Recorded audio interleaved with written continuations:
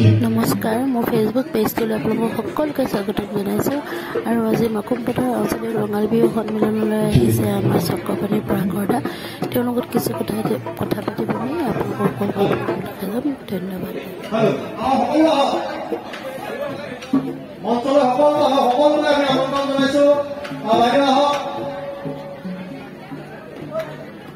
আৰু আমাৰ মাজত সমাজ পৰিৱেশন কৰা সকলো বাইদেউ আমি মঞ্চলৈ অনুৰোধ জনাইছো। আমাৰ উপস্থিত আছে আমাৰ বাইদেউসকল আমাৰ সন্মুখৰ আসনত বহি আছে, তেওঁলোকক আমি মঞ্চলৈ অনুৰোধ জনাইছো।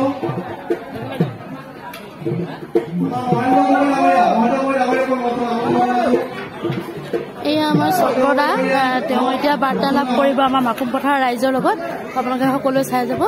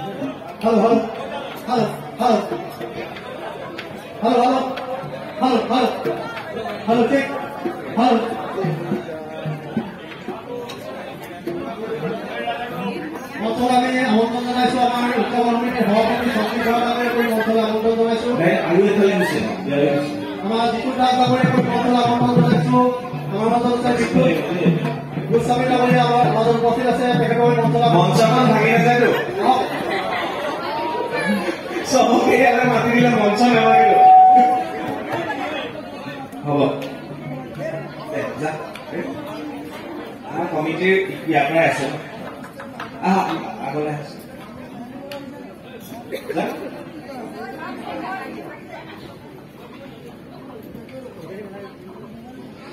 বিহুৰ মঞ্চই মঞ্চই আমি ঘূৰি ফুৰিছো আৰু আশীৰ্বাদ লৈ ঘূৰি ফুৰিছো। বাৰ্তালাপ আহি উপস্থিত হৈছে সেই মাকুমত আৰু মাকুমপথাৰ আঞ্চলিক ৰঙালী বিহু সন্মিলনত বৰ্তমান মই উপস্থিত আছো, মঞ্চতে আছো। যিহেতু পথাৰৰ পৰা বিহু আহি মঞ্চ পালেহি, গতিকে ময়ো বাৰ্তালাপ মঞ্চতে আৰম্ভ কৰিবলৈ লৈছো। নিশালৈ সাংস্কৃতিক সন্ধিয়া আছে। এই মুহূৰ্তত কমিটিৰ লোক আছে, মহিলাসকল আছে, নাচনী আছে, ঢুলীয়া আছে। মই ভাবো অকণমান বিহু পৰিৱেশটো আপোনালোকলৈ আগবঢ়াব বিচাৰিছো। আৰু এইখিনিতে কওঁ, এই বিহুখনে এটা বিশেষ উদাহৰণ ৰচিছে। ইয়াৰ আগৰ বছৰ তেওঁলোকে বিহুৰ পৰা যিখিনি মাননি লাভ কৰিছিল তাৰ পৰা ৰাইজলে তেওঁলোকে এখন এম্বুলেন্সৰ সুবিধা কৰি দিছে। এই কথাখিনি মোৰ খুব বেছি ভাল লাগিল যেতিয়া আপোনালোকে কলে। অকণমান আহক আৰু কিহৰ দায়িত্বত আছে ইয়াত? মই আমাৰ ষষ্ঠবাৰ্ষিক মাকুমপথাৰ আঞ্চলিক ৰঙালী বিহুৰ মই সম্পাদক, যোৱা বৰ্ষৰ সম্পাদক আছিলো। যোৱা বৰ্ষ আমি খুব সুন্দৰকৈ বাপতি সাহোন ৰঙালী বিহু উদযাপন কৰিছিলো আৰু সমূহ মাগুৰাবাসী ৰাইজৰ, সমূহ মাকুমপথাৰবাসী ৰাইজৰ সহায় সহযোগিতা আমি পাইছিলো। আৰু তাৰ ফলত আমি খুব কষ্ট কৰি পইচা আমি সংগ্ৰহ কৰি বচাই ৰাইজৰ বাবে বিনামূলীয়াকৈ এখন এম্বুলেন্স মাৰ্ঘেৰিটাবাসী ৰাইজক আমি উপহাৰ দিছিলো। সকলো এটা হাত চাপৰি দি দিয়ে, ভাল লাগে। আৰু আপোনালোকে ভাবক, এখন বিহু মঞ্চৰ পৰা বিহু কমিটিয়ে পইচা গোটাই খৰচ কৰি লাহে লাহে ৰাইজৰ বাবে এখন এম্বুলেন্সৰ সুবিধা কৰি দিছে। এম্বুলেন্সৰ EMI কমপ্লিট হলে নাই? প্ৰতি মাহে 13,100 টকাকৈ এম্বুলেন্সৰ EMI আহে। আৰু এইবাৰ আমি চেষ্টা কৰিছো যাতে সেই EMI-টো আমি শেষ কৰিব পাৰো। আৰু আমাৰ এম্বুলেন্স আচলতে প্ৰথম অৱস্থাৰ পৰাই যেতিয়া ওলাই গ'ল ফ্ৰী বুলি, গতিকে টোটেলি ফ্ৰীকে চলাই আছে। প্ৰায় 300 পৰিয়ালৰ দৰিদ্ৰ ইমান এটা অৱস্থাৰ অৱস্থান কৰা লোকক আমি মাৰ্ঘেৰিটাৰ পৰা তিনিচুকীয়া, আমি মাৰ্ঘেৰিটাৰ পৰা ডিব্ৰুগড়, আমি মাৰ্ঘেৰিটাৰ পৰা গুৱাহাটীলৈকে আমি প্ৰেৰণ কৰিছো। গতিকে আমি ভাবো যে এইটো সঁচাকৈ মাৰ্ঘেৰিটাবাসী ৰাইজে উপহাৰ হিচাপে পাইছে। আৰু ইয়াৰ ওপৰত বহুত বাতৰি হৈছে। আমাৰ প্ৰতিদিনৰ সাংবাদিক ডাঙৰে খুব সুন্দৰকৈ বাতৰি কৰিছে। গতিকে আমি ভাবিছো যে সমূহ মাৰ্ঘেৰিটাবাসী ৰাইজে আমাক যি দিহা পৰামৰ্শ দিছে, যি আশীৰ্বাদ দিছে, যিসকলে কায়িকভাৱে আমাক সহায় কৰিছে, ভকত বৈষ্ণৱ ভাই ভাতৃসকলৰ আশীৰ্বাদ যিহেতু আমাক দিছে। গতিকে আমি ভাবো যে এইবাৰ যাতে আমি এম্বুলেন্সৰ EMI-টো শেষ কৰিব পাৰিম। কাৰ্যসূচীবিলাক আমি হেৰি কৰিছিলোঁ, অনুষ্ঠিত কৰিছিলোঁ। কিন্তু এইবাৰ অকণমান তাৰ বাহুল্যতে কৰি আমি সদৌ ভিত্তিত এবাৰ মৌ কৰি জেং বিহু কৰি এনেধৰণৰ প্ৰতিযোগিতাবিলাক আমি ৰাখিছোঁ। তাৰ মাজতেই আমাৰ মহিলাসকলৰ খেল ধেমালি অনুষ্ঠান কিছুমান আছে, দলীয় বিহু নৃত্য, চিত্ৰাংকন প্ৰতিযোগিতা, টেকেলি ভঙা ইত্যাদি প্ৰতিযোগিতাবোৰ আমি কাৰ্যসূচীত অন্তৰ্ভুক্ত কৰিছোঁ। তাৰ উপৰিও আমাৰ বিশেষ আকৰ্ষণ হিচাপে আছে আমাৰ গোটেই গুৱাহাটীৰ পৰা আমন্ত্ৰিত কৰি অনা অসমৰ সুপৰিচিত গায়ক কণ্ঠশিল্পী আশিষ বৰপাত্ৰৰ সন্মিলন হৈছে। মোৰ লগত এগৰাকী জ্যেষ্ঠ ব্যক্তি আছে, শ্ৰদ্ধা ককা। আগলৈ আহক। আপুনি ভাষণ প্ৰসংগত ইমান ধুনীয়াকৈ এফাকি বিহু গাইছিলে আৰু মাজতে কৈছিলে দাঁত সৰিল মাকুমলৈ আহি অকণমান লৰিলো মই, আৰু এটা খুব ধুনীয়া শব্দ কৈছিলে। মই কি কৈছিলে, আমি কথা পাতি আছিলো তাতে, বৰ ধুনীয়া এটা শব্দ কৈছিলে আপুনি, মৰম লগা শব্দ। মই এবাৰ এফাকি বিহু যেতিয়া ডেকা হৈ আছিলে তেতিয়া বিহু এফাকি লাগে, সন্মুখত সকলো আছে চব। মই ধৰি আছো ককা। কৃষ্ণ হে নামতো আছিলো ঘাই সমনি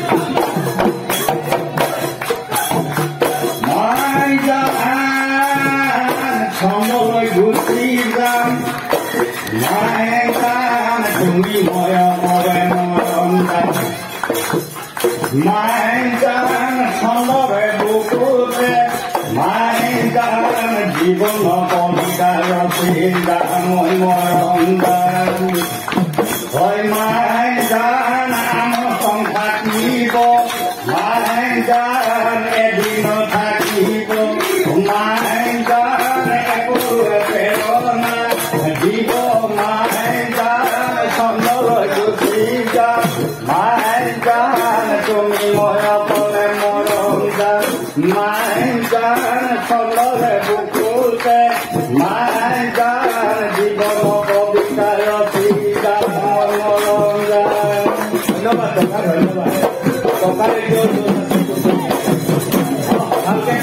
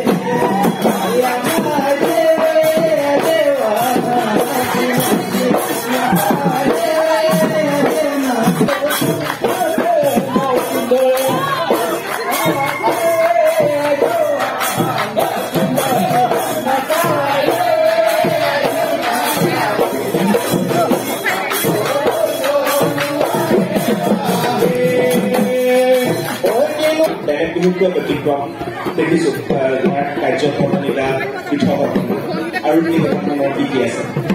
নিশ্চয় পোনপ্ৰথমে আমি সমূহ মাৰ্ঘেটাবাসী ৰাইজৰ লগতে মাহমপতাবাসী ৰাইজৰ গৰ্ভতা আপুনি আমাৰ মাজত সুদূৰ গুৱাহাটীৰ পৰা আহি আমাৰ মাজত আমাৰ নিমন্ত্ৰণ ৰক্ষা কৰি আমাৰ মাজত উপস্থিত হওঁহি। পোনপ্ৰথমে আমি মাৰ্ঘেটাবাসী তথা মাহমপতাবাসী ৰাইজৰ ফালৰ আপোনাৰ অশেষ ধন্যবাদ জ্ঞাপন কৰিছোঁ। আমি বিশেষকৈ আমাৰ চাওঁতে চাওঁতে আমাৰ এই বিহুখনি ৬ বৰ্ষত আমাৰ ভৰি দিলেহি। কিছু চাব গ'লে আমাৰ এই বিহুখন ব্যতিক্ৰমী, কিয়নো আমাৰ বিগত বৰ্ষৰ দৰে আমি এই বছৰো অতি উন্নত মানৰ এই বিহুখন আমি উদযাপন কৰিবলৈ আমি প্ৰস্তুতি আমি চলাইছোঁ। আৰু যোৱা বৰ্ষত আমাৰ সম্পাদক মহোদয় আপোনাক অৱগত কৰিলে যে আমাৰ যি যোৱা বছৰৰ যি ৰাহি ধৰণেৰে আমি সমূহ মাৰ্ঘেটাবাসী ৰাইজৰ বাবে এখন এম্বুলেঞ্চ আমি সেই ৰাহি ধৰণেৰে ক্ৰয় কৰি আমি মাৰ্ঘেটাবাসী ৰাইজক আমি উৎসৰ্গা কৰিলোঁ। অৰ্থাৎ নতুন বহাগ বিহু নতুন বছৰতে আমি মাৰ্ঘেটাবাসী যিসকল আমাৰ দৰিদ্ৰ শ্ৰেণীৰ ৰাইজ আমাৰ আছে তেওঁলোকক আমি সুদূৰ গুৱাহাটীলৈকে ডিব্ৰুগড়লৈকে তিনিচুকীয়া হওক বা যিকোনো অঞ্চলত আমি ২৪ ঘণ্টাই তেওঁলোকক আমি সেৱা আমি সুস্থ আগবঢ়াই গৈ আছো। গতিকে যি আমাৰ মাৰ্ঘেটাবাসী ৰাইজৰ সহায় সহযোগিতা আমি পাইছো, আমি সঁচাই উচ্চ সমিতিৰ তৰফৰ পৰা আমি চিৰৰণি হৈ থাকিম আৰু তেওঁলোকক আমি এই মঞ্চৰ পৰাই আমি আপোনাৰ জৰিয়তে আপোনাৰ চেনেলৰ জৰিয়তে আমি অশেষ ধন্যবাদ জ্ঞাপন কৰিলোঁ আৰু আমাৰ মাজত আজি দুদিনীয়াকৈ বনাই দিয়া যি কাৰ্যসূচী আমি অনুষ্ঠিত কৰিছোঁ আমাৰ পঞ্চায়ত সময়ৰ পিছতে আমাৰ যিসমূহ প্ৰতিযোগিতা আছে আমি প্ৰতিযোগিতা আমি অনুষ্ঠিত কৰিম তাৰপিছতেই আমাৰ সন্ধিয়া হোৱাৰ লগে লগে আমাৰ সাংস্কৃতিক প্ৰতিযোগিতা আমি অনুষ্ঠিত কৰিম আৰু অহাকালি আমাৰ মাজত উপস্থিত হ'বহি আমাৰ অসমৰ জনপ্ৰিয় অন্তঃশিল্পী আশিস বৰ্তমান উপস্থিত হ'বহি লগতে এজন যুৱক ইউটিউবাৰ সময় গগৈ সকলোৰে পৰিচিত সময় গগৈ আমি নিমন্ত্ৰণ কৰিছোঁ তেখেতকো আমি বিশেষভাৱে আমি উদযাপন কমিটিৰ তৰফৰ পৰা সম্বৰ্ধনা জনাম গতিকে আমাৰ দুদিনীয়া যি কাৰ্যসূচী মই আপোনালোকক অৱগত কৰিছোঁ আমাৰ সম্পাদক অৱগত কৰিছোঁ ধন্যবাদ আৰু এটা বস্তু ইয়াতে কৈছো বিভিন্ন জাতি আৰু বিভিন্ন ভাষিক লোক একত্ৰিত হৈ বিহুখনত একেলগ হৈছে চমুকে পোনপ্ৰথমেই আমি আহোম ভাষাৰ ৰঙালী বিহু উদযাপন সমিতিৰ তৰফৰ পৰা চক্ৰপাণী প্ৰয়াসৰ কাৰণে আমি আন্তৰিকতাৰে অভিনন্দন জ্ঞাপন কৰিছিলোঁ আপুনি ইয়াৰ আগতে কৈছিলে যে আমাৰ এই বিহুখন কিয় এটা ব্যক্তিক্ৰমী ইয়াৰ এটা মহান উদ্দেশ্য আছে এই বিহুখন ব্যক্তিক্ৰমী হোৱাৰ কাৰণটো হৈছে এই বিহুখন আমাৰ বৃহত্তৰ আহোম ভাষাৰ এটা অঞ্চলত মানে ক্ৰমান্বয়ে ৰটেশ্যন ছিষ্টেমত এই বিহুখন সমান্তৰালভাৱে আমি চলি আছিলোঁ মই বিগত এটা বছৰত সভাপতি দুবাৰকৈ সভাপতিত্ব কৰি বিহুখন পাতিছোঁ আৰু দুবছৰ বিগত পৰা এটা যোজনা বা তেনেকুৱা কিবা এটা হ'লে ভাল হয় বা জেং বিহু নে কিবা কোনে আগভাগ কোনে ল'ব মামীয়ে ল'ব পেহী ক'ত যেনে আইতা ককা পেহীয়ে ল'ব ব্ৰহ্মপুত্ৰ পানী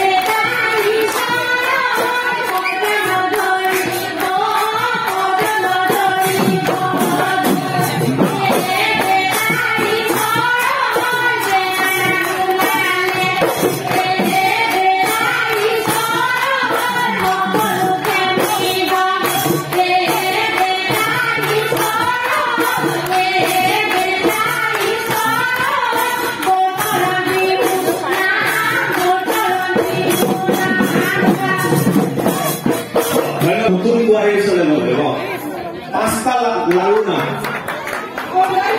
লাৰু না শিকালে নহয়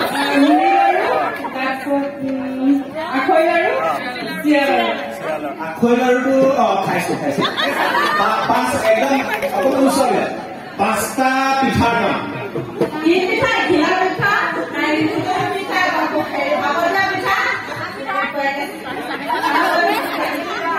ঠিক আছে মহিলাৰ বিহুত পিন্ধা পাঁচটা গহনাৰ নাম কোনে হ'ব সেইফালে